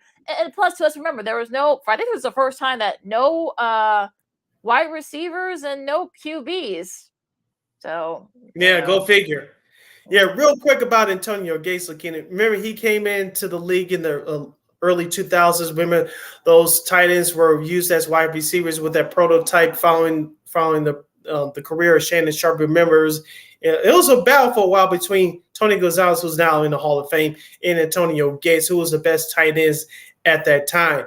And Antonio Gates, of course, he played basketball at Kent State, and before he got drafted by the then San Diego Chargers, he went on to have a hell of a career. So Antonio Gates was a forefather of that movement 20 plus years ago, so he should get in first ballot. He put up some great numbers as well, and played on some teams, some Chargers teams that should have been in the Super Bowl, but obviously it wasn't his fault. Yeah, exactly. So again, we'll find out later this season, as the names go down. So yeah, we'll see what happens there. But yeah, like I said, if you didn't miss the Pro Football Hall of Fame speech, like I said, they're all right there on YouTube. So make sure you guys check it out. Yes. You're listening to Second City Sports on Sports Zone Chicago, the Monday edition. Sid Lakinga hanging out here with you. Lakinga, we still have a few minutes left before we have to break for the bottom of the hour. We have an article for you. It comes to our good friends from CBSSports.com by the author name of Tyler Sullivan. And he has his article ranking the NFL's top 10 tight ends for 2023. Of course, you have names like Travis Kelce of the Kansas City Chiefs and George Kittle that stand out among this group. But there are some other names that you should be looking out for as well, according to Mr. Sullivan. We'll start from the bottom to the top. Of course, number 10 is Kyle Pitts from the Atlanta Falcons. He had 28 receptions, 356 yards, and 2 touchdowns last year. At number 9, we have Dalton Schultz, now of the Houston Texans. Last year, he had 57 receptions, over 557 yards receiving, and 5 touchdowns. Number 8, David Njoku of the Cleveland Browns, 58 receptions, 628 yards, and 4 touchdowns. Checking in at number 7, Pat Freiermuth of the Pittsburgh Steelers, 2 touchdowns, 63 catches, over 732 yards receiving. And at number 6, Darren Waller of the now New York Football Giants. Last year for the Las Vegas Raiders, he had 28 catches, 388 yards, and 3 touchdowns. Yeah, I mean, I think Schultz is like a guy that we just see what he does with a new team, but I kind of feel like he might, like I said, he might actually be pretty good this year. You got CJ Stroud now throwing in the ball. Yeah, that's gonna be the number one question there. And who's gonna throw the ball to Kyle Pitts in Atlanta? Because I know Desmond Ridder. Yeah. I know he looked okay in the last 2 games he played. So we'll see if he can kind of break out. Pat Freiermuth, I mean, that's a guy who I think could definitely be, he and Kenny Pickett have a nice little rapport. So Mm-hmm. we'll see if we'll get, we'll see. He might have some big numbers this year. Who else was I forget? I forgot my mind's going. Darren Waller at number 6. Now the New York Football Giants, formerly of the Raiders. That's gonna be interesting. With the Giants, I mean, yeah, he's going to a wholly different scheme. That scheme might actually fit him better, but again, we'll have to wait and see with that. All right, finishing out the list from Tyler Sullivan from CBSSports.com. As far as top 10 tight ends you should be looking out for this year. Checking in at number 5, he was traded to the Minnesota Vikings last year from the Detroit Lions. T.J. Hawkinson, he had 86 catches, over 900 yards, and 6 receiving touchdowns. Checking in at number 4, Dallas Goedert of the Super Bowl runners-up, the Philadelphia Eagles. Of course, last year, Dallas Goedert had 55 catches, 702 receiving yards, and 3 touchdowns. Checking in at number 3, Mark Andrews from the Baltimore Ravens, 73 catches, 847 yards, and 5 receiving touchdowns. Remember, Lamar Jackson was injured for the last half of the year, so he became one of the main guys in that offense. Of course, number 2 is George Kittle of the San Francisco 49ers, 60 catches, 765 receiving yards, and 11 touchdowns. And, of course, number 1 tight end to watch out for this year, Travis Kelce from the Kansas City Chiefs, the world champion Kansas City Chiefs. He had 110 catches last year, over 1,338 yards, and 12 touchdowns. Yeah, I mean, look, T.J. Hawkinson, that's going to be interesting, especially now that he'll have a full season. Going to be going through a full season with Minnesota. Kirk Cousins, I know that we'll see. I mean, look, I feel like he's definitely going to have a really solid year. Dallas Goedert, I mean, look, Jalen Hurts has a plethora of guys to throw to, so that Goddard's been really solid tight end for them. I'm surprised he didn't get exposed. He can get used a lot in the Super Bowl. That was one thing that was kind of disappointed me, but we'll see how he does this year. George Kittle, Travis Kelce. I mean, those are your top 2. I mean, that's we're interested to see, especially with Brock Purdy, if he does come back. It looks like he has been practicing a lot, so we'll see how that goes with a full season. Of course, we know how Travis Kelce is. We know who he is. I know he's getting older. He's over 30 now, so that's gonna be interesting. But yeah, I mean, I don't mind. I'm okay with that list. Yeah. Just to go back to the top half of that list, you mentioned T.J. Hawkinson. We'll see how he's going to be used in an offense with Kirk Cousins now, with running back Dalvin Cook no longer in the fold. Also, to Mark Andrews, I know Baltimore is going to be using a new offense this year now, since Lamar Jackson has a new wide receiver named OBJ, Odell Beckham Jr., for those of you scoring at home. So we'll see how much if OBJ shows any signs of being the number 1 wide receiver they used to be. That could free up some more catches for Mark Andrews, so that all the focus don't want to be on him like it was last year when Lamar Jackson was out due to various injuries. But one guy that's not on that list, and we had to bring it back local, Lakina, hopefully he'll have a breakout year, barring any injuries. He just got a new contract for 4 years, $50 million, and that's Cole Kmet of the Chicago Bears. I'm looking for him, of course, barring injuries, to have a big year to help out Justin Fields, especially in the red zone, where the Bears have had issues there for the last, I don't know how many years. Yeah, I mean, we'll see with Kmet, and then we'll see if he can, get, I've been waiting for him to break out. Everybody, with the last 2 years, we've been saying it's going to be his breakout season. Well, he's got his money, so he better have a breakout year this year. I mean, Andrews, look, that's another one of those guys that I'm a little surprised he wasn't on there. I mean, he was the offense, especially once Lamar Jackson got hurt. So now that OBJ's there, they got a couple other guys there too. Especially on the running back side. I mean, maybe he won't get as much bases, or maybe everyone's going to count OBJ. He'll probably have even bigger numbers this year. So we'll see what happens with that. We're up against us, so we're going to go ahead and take a really quick break. Of course, we're going to talk about a little hodgepodge of stuff. Of course, Simone Biles returns to the top of women's gymnastics. The U.S. women got exposed even more than they did. That Sissy lost to Sweden. Old school TV Monday and a whole lot more. Lakina McGee, Sydney Brown, Second City Sports on Sports of Chicago. We're going to do a potpourri of sports coming up right after this. This year, my mom got me the perfect bag for back to school. These colorful binders help me stay organized. These headphones are just what I need for studying. These new sneakers are just what I need for the new year. This jacket is a real must-have. My parents got me the skateboard I wanted. It's pretty cool. These scissors really come in handy in art class. These colored pencils, too. These new socks, they can be a real lifesaver.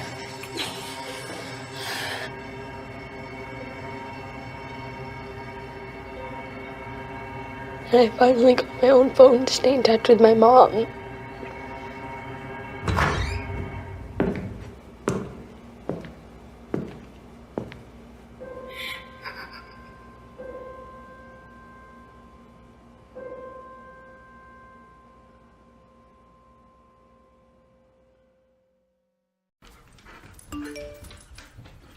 Trisha's having a sleepover tonight. Can I go? I wonder about Lucy's friends. What should I say?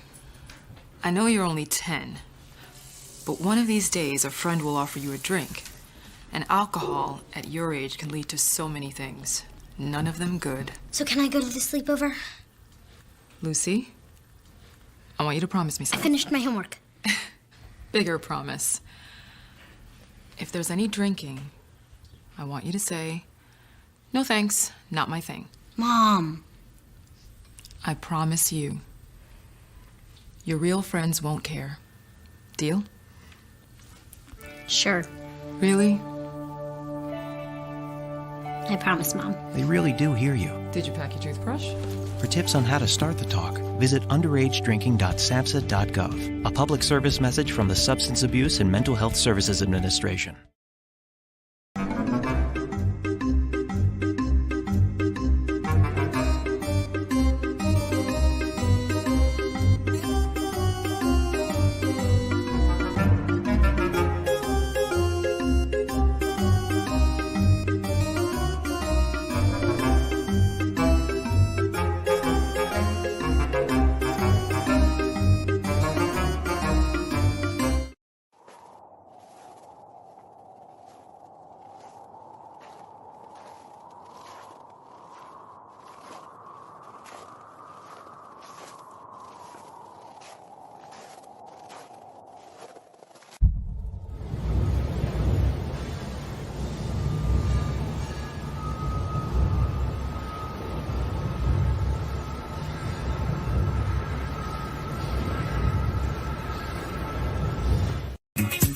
Hey, this is Dr. J, and I listen to Sean and Maya in the morning.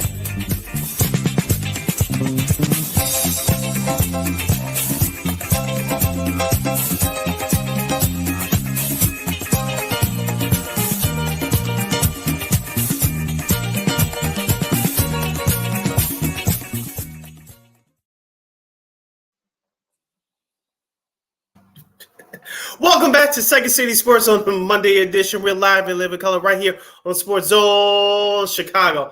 I'm Sid. That's Lakina. This is our last segment of the show for today. You can follow yours truly on the Twitter, X, in the IG at SidKid80. Once again, at SidKid80. That's SIDKID80. That's SIDKID80. You can follow me at Keenan McGee on the Twitter and at Keenan again the IG. Well, Twitter X. I'm sorry. We got less than a half hour left of this extravaganza we call a Sports Talk Radio Show. If you want to get those last minute questions or comments into our comments section, you can go to Sports Zone Chicago or Sports Zone Chicago's Facebook page or Sports Zone Chicago on YouTube.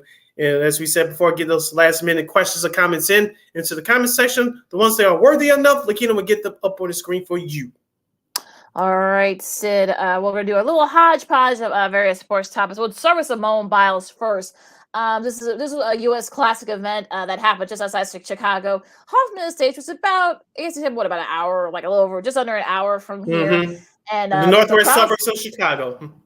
Yep, like about an hour up north. And like I said, it was a great showing by her. She ended up winning the women's all around by almost by a little over 5 points. I think she won a couple of event finals as well. So, and the weird thing is that she said she didn't go full out. So just imagine, I know they got the U.S. championships in San Jose coming up later this month in a couple of weeks. So, the fact that she didn't even go full out then, but yet she was able to pretty much dominate. Yeah, you can tell she was a little bit rusty. She had some step outs and such.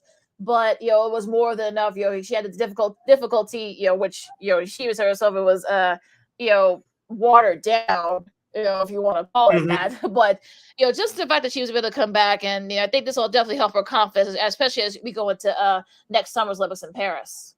Yeah, just thinking about it, Lakina, I did see a couple of clips yesterday. It was nice to see her back, but don't forget too, she got married as well over the last year or so. So congratulations to her on that.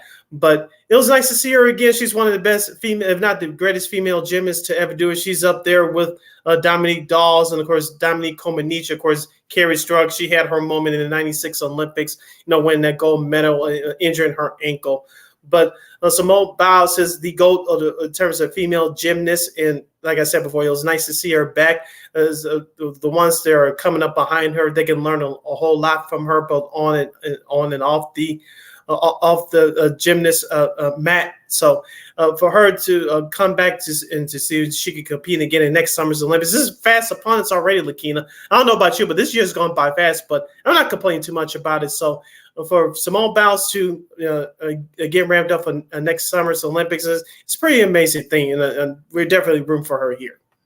Yeah, and look, the U.S. women have a lot of depth for the next couple of years. I mean, I know that Gabby Douglas, who won the Olympics all around before Simone did, she's gonna be competing this year. She says she's gonna try for Lori Hernandez, who competed in. I think she was like 14 at the time. She's only like 23, 24 now, and now she's had some various injuries. She's gonna be, Lori Hernandez, I mean, she's going to be back next year. I know it's a couple of girls that were with Simone. Suni Lee, who won the all-around the last Olympics. She's been doing gymnastics for Auburn. She's going to, she announced that she's going to take a break from that. She's going to be, training for the Olympics next year too. So the U.S. will have a plethora of women's gymnasts. So, they got a nice deal. They're only going to be picking 4. So they're going to have a pretty tough time, especially with all that star power coming in. So especially also some of the rising stars too. So we just see what happens where Simone fits in and all that. But yeah, I mean, it was great to see her. And, just imagine when she does go all full out. And plus, I think there was some stuff off the mat, and maybe we won't get into it. But yeah, I think that kind of weighed on her too a little bit too in Tokyo a couple years ago. So we can't discount that. So I think, mentally, like I said, she just got married. She's, she seems more relaxed.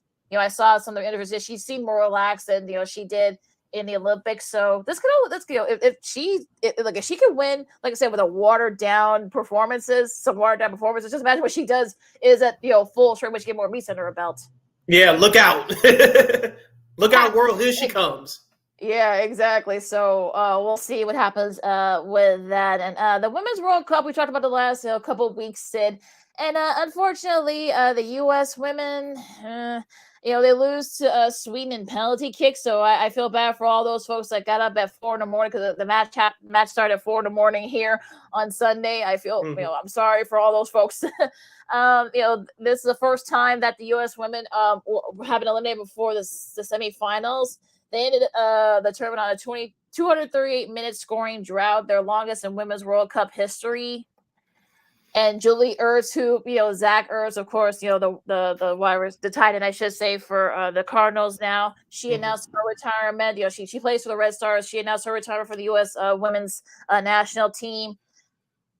Look, we talked about it with our buddies, Christine Manicuck, Kexer being and our good friends, her fiance Chris Gilman, and even he said, look, I mean, don't be surprised if the U.S. women lose. And look, I had them lose in the semi, so I was wrong in that prediction. But I told folks to take the field when it comes to picking the U.S. women.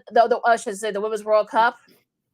I tried to, look, Carly Ward warned y'all too, so I don't know what you could say, but yeah, you guys were warned. So I think this sort of showed that the world is starting to catch up with the U.S. women.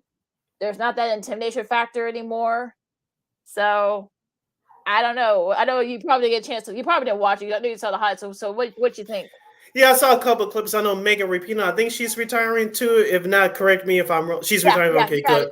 I know a lot of people have some heat for her for various other reasons. We won't get into that too much. But you mentioned all those stars that carried the sport in the name for years. It's time for some new blood. Unfortunately, for some fans that want to hold on to stuff, who doesn't, we're all guilty of it as well. for a time or two. It's time for some new blood to come in. Who are some of the rising stars that are going to carry the USA women's soccer brand forward? Do we know who they are yet, Lakina? Because if we don't, like I said, their organization is in trouble. It's not to say that the ones that played on the team they're now retiring didn't do any great things, because they did. But who's some of the rising stars? We need to see those potential stars get a fair chance as well. I think Ruth Lavelle, I think, is another name. And also, too, remember Trinity Rodman. Yes, that is the daughter of Basketball Hall of Famer Dennis Rodman. That is, that is his daughter. She is a great soccer player. She plays the WUSL. She, kept the U.S. Senate, for as long as I know she was a little bit banged up. So that's, that kind of, didn't really help there the way she wasn't 100%. I know there were some other female players, young female stars that weren't 100%, but even still, yeah, we could talk about, I know, our girl, Kylan Mills, who was a former soccer player in her own right. She knows a lot about the sport, more than I do. And I know, yeah, we could say that, oh, it's the way the team was selected, or it was the way, that I got to make sure I got this guy's Vlatko Andonovsky, who you got to think, especially with the U.S. women losing to Canada, that should have been a warning sign right there, folks. Speaking of the last Olympics, that should have been a warning sign when the U.S. lost to Canada in the semifinals of the Olympics last year, that this isn't, you're not going to get a U.S. team that's going to dominate anymore. And I think if more people realize that, the better off that you'll be. And it's going to be interesting to see what they do. I mean, will Vlatko be gone? We'll see, and we'll see what other players are going to step up. They got some young players, but it's just that they gotta play more like a cohesive unit. They didn't play like a cohesive. They didn't play like it. They didn't play like that whole tournament. And even before yesterday's loss, Lakina, didn't they have a tie the match before, or a couple of matches ago? So I know some people are trying to give a warning signs out there, but not to me. People didn't want to listen. Right. I know. Yeah. Carly Lloyd, though, she was there with that. That was her last game with the U.S. team. That lost to Canada. She said, "Look, the U.S. the rest of the world is catching up to the U.S. This is not, a dominant. Look, that's Swedish goalie, Misovic. I think that's her. I forgot her first name, but she look. I mean, she was definitely one of the players of that match. She was the reason why the Swedes were able to stay in it as much as they could. So I don't know what else to tell you guys. I know that England advanced. I know who else advanced. I think Japan did too. So look, I mean, the countries are catching up, and I think people need to realize that. So. I mean, the U.S. I'm sure the U.S. will win their share of matches, but they're not going to be the dominant team like everyone thinks they're going to. They've been like all these years. They would say the same thing about basketball. Next year will be exactly 20 years ago when that disappointing USA men's basketball team in Greece won the bronze medal. You forgot that they won the bronze medal because that team was poorly constructed, and they were very disappointing because we as Americans had such high expectations for our teams to do well. You saw it in the Sydney Olympics in Australia in 2020 going to basketball, sticking with men's basketball. Vince Carter, Alonzo Mourning, I know he was sick at the time, but Kevin Garnett, they were on that team, and they did win the gold medal, but they had some chinks in the armor as well. And you notice all those stars from the other countries that played in the NBA, like Dirk Nowitzki, Tony Parker, Manu Ginobili, and some of the other foreign players. They were on their home country's team. So you start to see signs then and that the world was starting to catch up with the U.S. Of course, it all collapsed in 2004. But, of course, USA Basketball bounced back up with the redeemed team in 2008. Of course, USA Basketball continues to roll on to this day. But what you're seeing with the USA women's soccer team now, we saw that next year, exactly 20 years ago in Athens, Greece, with the USA men's basketball team. Well, yeah, and all three of them are Hall of Famers. Two of those first two names that you mentioned will be, enshrined this weekend. So we'll talk more about that. We'll talk about Dirk Nowitzki and Tony Parker. They're going to be enshrined officially, in Massachusetts. But yeah, I mean, going back to this, I mean, look, I've said it before. I mean, I think there's a lot more depth in women's soccer than we saw. Look, this is we could talk about how the federations are being, are treating some of these teams. We talked about it, with Chris and Christine on Friday. I mean, it's sort of one of those things where you're kind of like, okay, where does the U.S. National team go from here? So, they're not playing like a cohesive unit. So that's going to be the thing. And, and we'll stick, go into that for a second. I mean, I know Gilbert Arenas made some comments about the FIBA. The FIBA championship is going to be going on in about a week. there's no LeBron, there's no Steph, there's no PG, Kawhi, but this is a FIBA World Championship. This is not the Olympics. I mean, this is a totally different. You look at the roster of some of the other countries; they've got their rising stars, or like 20, 21, or 22-year-olds. So that was kind of silly, his comments, but yeah, just wanted to mention that a little bit. But yeah, I mean, back to the women's soccer. I mean, it's I said it before.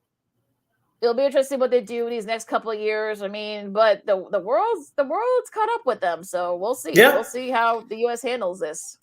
And like you say, they may need a new head coach. So I don't think change from that front would be a bad thing either. Because sometimes you've been in a position so long, you can get all that you can out of a current group, and eventually change will happen. So maybe a new head coach will be the new thing. So I wouldn't be surprised if that happened.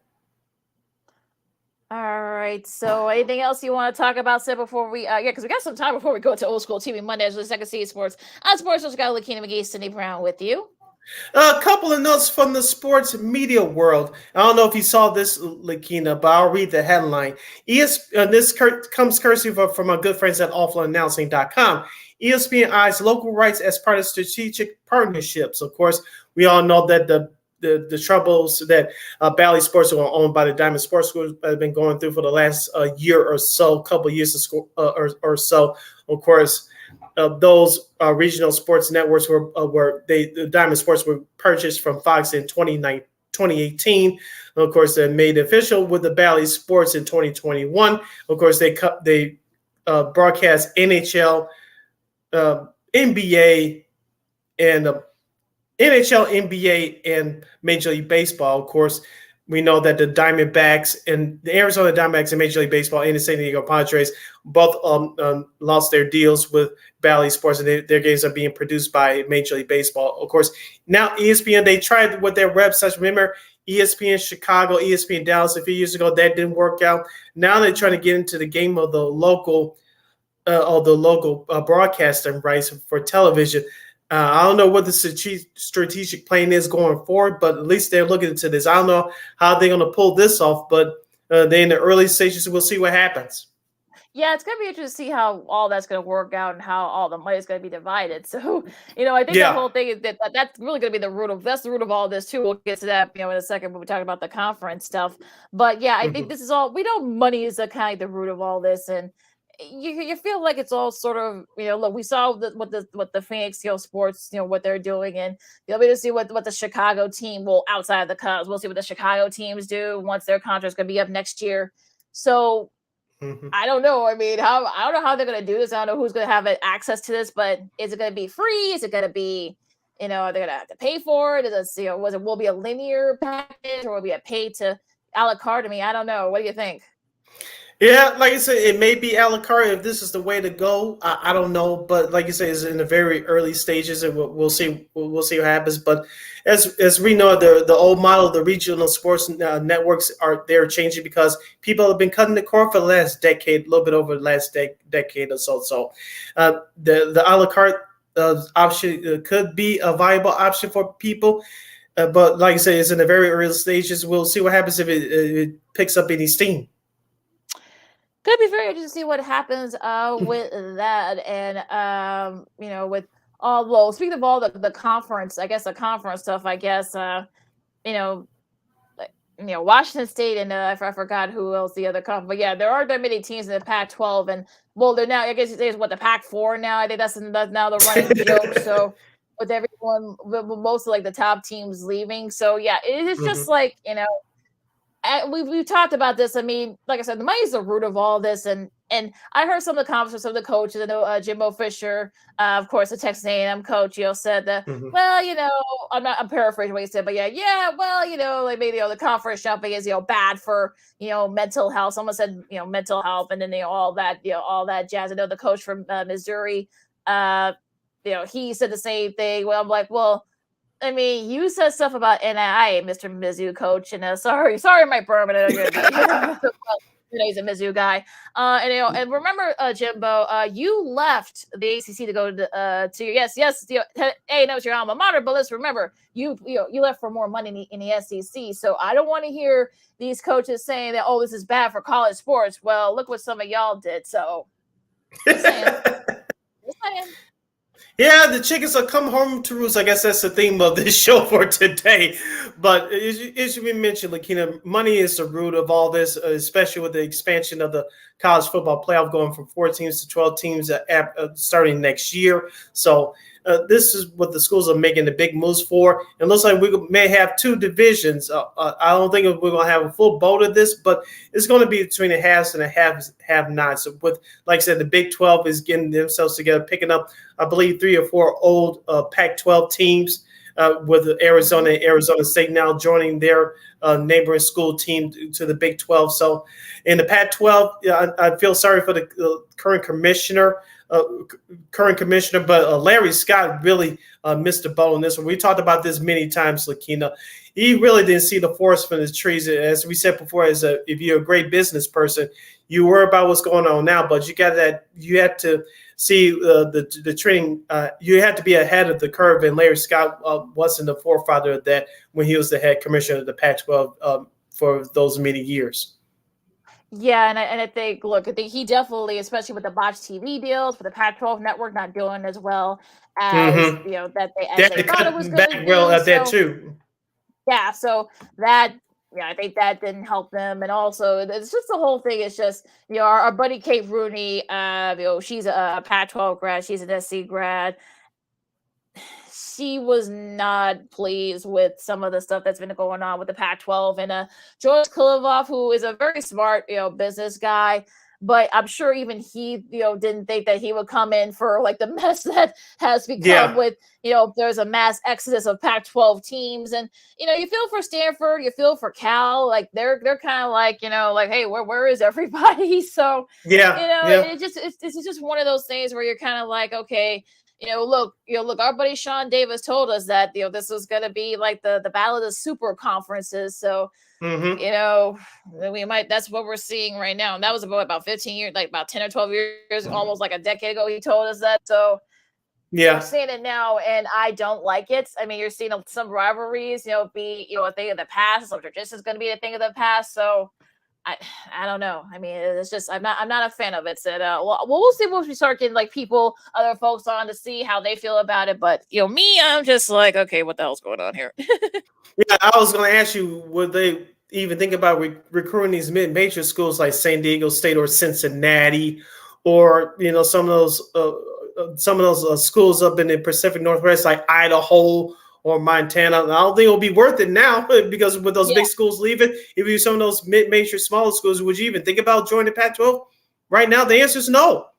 Yeah, they're gonna have to fill it up with somebody because they don't. They think, like I said, they only have about 3 or 4 teams now. So you're kind of like you're kind of like stuck in a rut. And look, if you're the Pac-12, I mean, it's bad enough that it's bad enough that you're not even getting a lot of the you're not getting a lot of your kind of your exposure already.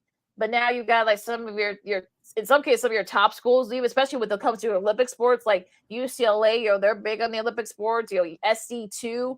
I know Washington's one of few. So I know Stanford's still there, but again, not gonna have like those rivalries and some like in swimming and gymnastics, and those types of things, those types of sports. And I don't know. I mean, I know they want the Mountain West to merge with them. I think if you're the Mountain West, you're thinking, yeah. So I'm saying no, no. I was just saying, no. You're not gonna get a lot of money either. I mean, if you're like, you're all good there. So you're kind of like, look, if you're Stanford, you're Cal. I forgot who are the other two.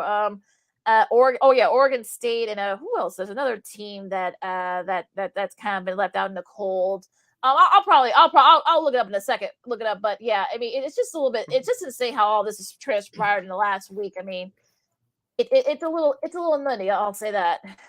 And it's a little bit too late, unfortunately, for the Pac-12. And with that Apple TV deal that they thought they was going to get on board, not all schools were on board. And this is what happens when you mess up your business and you're trying to catch up like everybody else, and you didn't see the forest through the trees. You didn't see this coming, and this. What ends up happening, unfortunately. And remember, going back to the Big Ten, UCLA, and it was a major reason why they jumped to the Big Ten, because remember, that school was at $100 million in the hole. Yeah, and it didn't help that the AD, Marcus Jericho, I think that's how you say his name. I think he kind of exposed that, Maybe, but he might be a little bit too honest there. I think, would say that, hey, we were losing money. That's why we left. I mean, I know a lot of UCLA fans were not happy with that. So, I mean, you think of, Stanford, Cal, Oregon State, Wazoo. I mean, you're kind of like left out in the cold. So, you're wondering like, okay, what's going to happen to our conference and whatnot. So I don't know. I mean, I don't want to say it's going to be interesting, but it's going to get, I don't know. I mean, I kind of feel like, I don't know. I mean, especially with the college football playoff and all that. I don't know. It's gonna be very. I'm speechless. This might be a first thing. I'm speechless. Yep. So, like I said, it's a whole lot of work to be done. Like I said, we're right in the middle of this, so this situation is far from over. All right, Lakina, you're listening to Second City Sports on Sports Zone Chicago, the Monday edition. Of course, yours truly and Lakina hanging out here with you. Lakina, we always do around this time on our show at the end of every show for the Monday edition. We end it with on a happy note. Try to put a smile on your face. With that being said, let's kick in with this week's edition of Old School TV Monday. And yes, Lakina, is about damn time. We're diving into the world of cartoons. Yay! Woo! So your favorite cartoons that haven't been saluted yet on Old School TV Monday, they'll be coming to a screen, a YouTube screen, a Roku TV screen, into your listening ears near you soon. And today we will honor the anime television series that got started in 1987, Teenage Mutant Ninja Turtles. That's right. It was initially known as Teenage Mutant Hero Turtles in the UK. It was an American animated television series produced by Fred Wolf Films. It was based on the comic book characters created by Kevin Eastman and Peter Laird. Set in New York City, the series follows the adventures of the Teenage Mutant Ninja Turtles and their allies as they battle Shredder, Krang, and numerous other villains and criminals. The property was changed considerably from the darker tone comics to make it more suitable for children in the family. The pilot was shown during the week of December 4, 1987 in syndication as a 5-part miniseries, and the show began its full-time run on October 1st of 1988. The series ran until November 2nd, 1996, when it aired its final episode. The show was the first television appearance of the Teenage Mutant Ninja Turtles, and it helped launch the characters into the mainstream popularity, becoming one of the most popular animated series in television history. Action figures, breakfast cereals, plush toys, and other merchandise featuring the characters appeared on the market during the late 80s into the early 90s and became the top sellers worldwide. By 1990, the series was being shown daily in more than 125 television stations. The characters from the show had been included in crossovers with later entries of the franchise, including the 2009 film Turtles Forever and cameos in the 2012 TV series. Turtle Power, one of my favorite cartoons growing up, Sid. I mean, I remember, don't forget, it was on CBS 2 for a little while, for a couple of years. Yes, from 1992 to 97, yes. Yep, so, it was part of that great Saturday morning lineup on CBS. And look, it was one of my favorite. I remember they were hyping it during then, even at 5, I was like, oh my God, because I read the comics. I'm glad they kind of lightened the tone a little bit. It was a little bit, if there was a rate, it was like TVY 7. I'm talking about, because it was kind of like a cartoon violence a little bit too, so they kind of kept it light and kept it. They kept it a little bit lighter, but yeah, it was all about the pizza and whatever. Yeah, that's what I love. What pizza came from was from this cartoon right here. Yeah, rats. Who knew Splitter? I mean, I know people hated rats, but Splitter was Rokusaki. Yes. So of course, he found the turtles in the sewer. They got exposed to some kind of ooze. If you guys remember the origin of the show, Splinter trained them, in martial arts and such, and they were named after top painters, Donatello, Michelangelo, Raphael. I forgot. Michelangelo, Raphael, Donatello. Leonardo da Vinci. He was my favorite. Yeah, Donatello was my favorite too, because he was like very, very, kind and smart. I kind of wish you like Leonardo, but yeah, and of course you had April O'Neil, who saw them. Of course, they had to stay in the sewer, obviously, because they didn't want to get exposed and whatnot. They also spun off some movies too, of course. The first two. I'm not gonna talk about that third one. That third one was just that was bad. That was it. We we won't talk about that third movie, but yeah, there have been other iterations of there've been other iterations of it since. They actually have a new TV shows movie coming out. I think this weekend, I believe.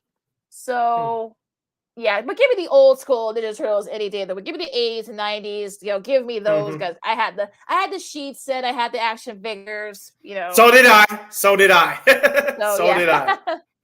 Great episodes. I'm glad it's out back. I think it's on Nick. I think Nick, Nick.com. I think Nick Nickelodeon, I think, has signed on. I wish they would put on Paramount Plus because they own, Paramount Plus owns them. So I'm sure they're gonna stream it there at some point. But because it's hard to find some of those, especially the earlier ones. But I really like this series, so I'm glad it's coming back and this back to the forefront. Yeah, I remember, of course, us growing up here in Chicago. I used to watch it every day after school. And sometimes they were on at 3:30. Sometimes they were on at 4 o'clock on the old. It's my network TV now, but it was on the old school WPWR Power 50, the power station back in the day. 50, yep. Yeah, I remember at that time, outside of our parents' generation, when the Flintstones were playing in prime time. Remember, cartoons back then weren't playing in prime time. So every once in a while, Channel 50 here in Chicago, the power station, used to play some of those episodes during the summer on Thursdays and Fridays at 7 o'clock. Because at that time, cartoons were not being played in prime time. And of course, The Simpsons changed all that when they got on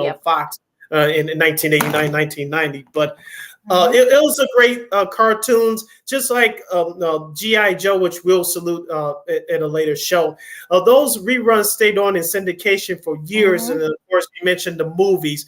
And of course, Vanilla Ice, he started in that soundtrack in Turtles 2. He'll be performing at Sox Park at the end of the month, a part of the I Love 90s tour with him, Rob Bass, and Tone Low. They'll be performing at the White Sox game against Oakland on the last Friday of the month in a couple of weeks.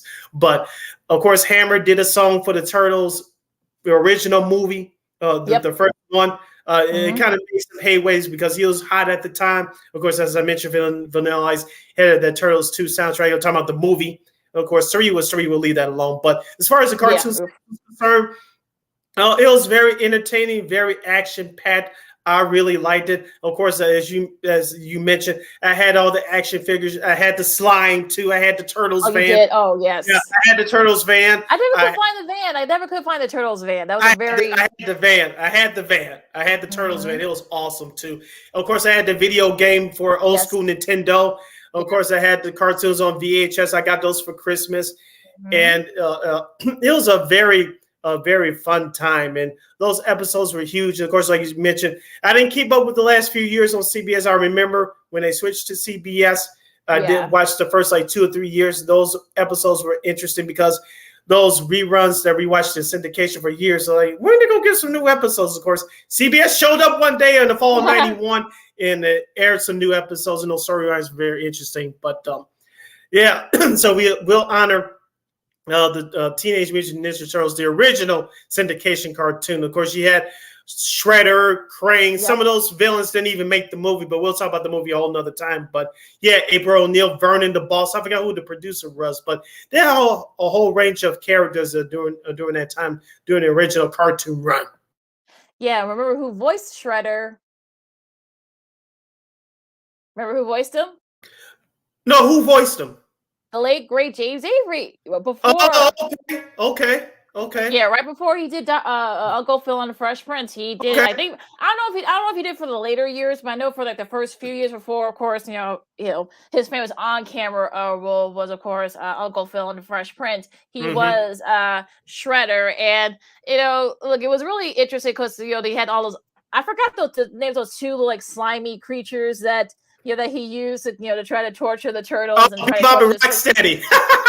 Right? Yes. So so you had all different types. He had Casey Jones. Yes. A few. I know a few others. I can't Baxter Stockman. Yes. Oh yeah, I remember. Yeah, I remember him as well. Yeah. So so many great. I'm glad that Nickelodeon has gotten ownership. Like I said, I'm hoping it's going to be streamed on Paramount Plus at some point because it makes sense. And also too, because I want to. Because it's hard finding those cartoons. I mean, you get rid of your VHS tapes. I mean, it's hard to find those cartoons, the older versions. I mean, no shade to the newer ones that have been out there, of course. I know that there was one that was a couple years ago before the height of the pandemic. But give me the old school Ninja Turtle cartoons any day of the week. Yes, and speaking of Shredder, real quickly, Keena, I know it was a cartoon, but his costume was okay, but in the motion picture, that costume was badass. I remember being scared in the movie theater when I was a kid, looking at that. So whoever created that costume for the movie, for the motion picture, thumbs up for me. Yeah, I think I think they had to kind of tame that because, like you said, I mean, they had to make it, suitable for young.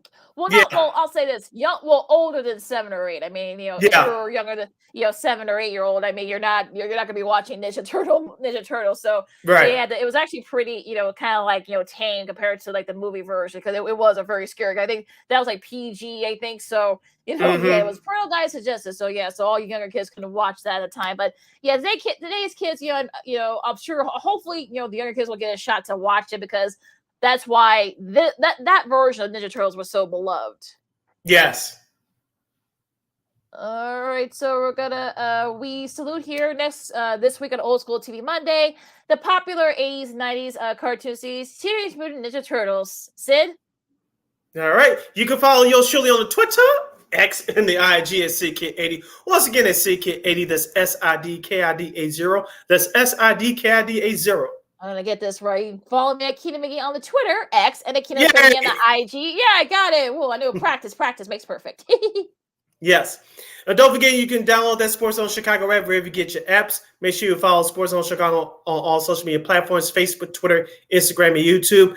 You can subscribe to our podcast at War Media Podcast. That's WARR Media, PODCASTS. We are available on all podcast platforms, including the iHeartRadio app. And don't forget to subscribe to War Media on all social media platforms at WARR Media on Facebook, Twitter, Instagram, and YouTube. And thank you very much in advance for your support. Like, share, subscribe, and tell your friends. And don't forget, you can catch Second City Sports live in living color every Monday, every Friday from noon to 2 p.m. Central Standard Time right here on Sports Zone Chicago. One more again, as the kids would say. Catch Second City Sports live in living color every Monday, every Friday from noon to 2 p.m. Central Standard Time right here on Sports Zone Chicago.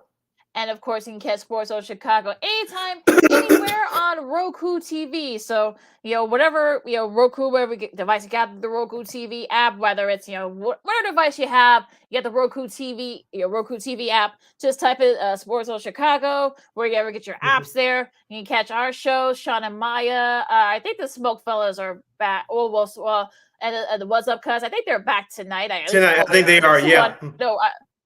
Yeah, they are okay. So I saw our buddy Vernon comment earlier.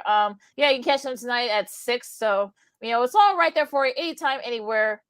Sports Zone Chicago available on Roku TV. All right, and we'd like to send our condolences to our guy Sean Sierra. He lost his aunt over the weekend, so we'd like to send our condolences from all of us at Second City Sports and Sports Zone Chicago to Sean Sierra and his family during this challenging time. Yeah, absolutely. All right, so enjoy all the sports that are out there, of course. Enjoy the baseball as we get closer and closer to the pennant chase. I'm sure there's going to be some more stuff coming up about the Sox. If you're into MLS and WNBA, it's all right there as they wrap up their seasons. And of course, we're going to be previewing some preseason football coming up on Friday, so make sure you guys check that out. NFL preseason for some teams start this Thursday. Yeah, so we're gonna be recapping those games as well too. So so football's coming, folks. Be patient. The patience will be paying off. So for Sid Alakita, it's a little cooler out there, thank God. So try to dress up. And I know it's still hot in some parts of the country. So if you guys have lived in those parts, please stay cool, be safe, and be good to each other. This has been Second City Sports on Sports Zone Chicago, and we'll see you Friday. Heroes in the half shell, turtle power, holla! Nicely done.